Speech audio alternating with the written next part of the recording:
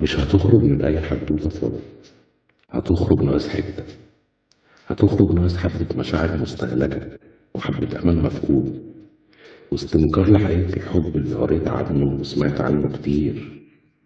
هتقول لنفسك هو ده الإحساس الحلو اللي كنت عاوز أعيشه؟ هتخرج سايب وراك حاجات اتشاركتوها وبتسأل نفسك ازاي هعيش من غيرها.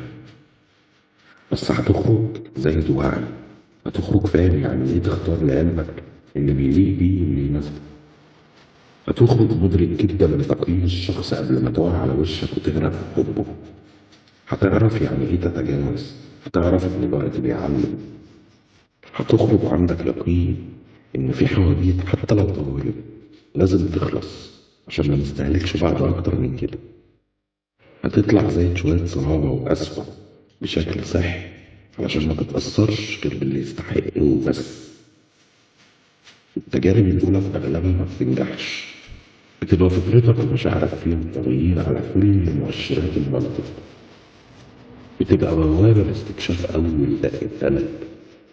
هتنضج سنين كتير بعد أول وجع وأول فقد، وهتتحول لشخص زي التحكم في نضج مشاعرك. مش كل خروج من الحكاية هنعتبره نهاية الحياة، في خروج بيهيئك لحكاية أجمل وأنت جاهز لها بكل جوارحك.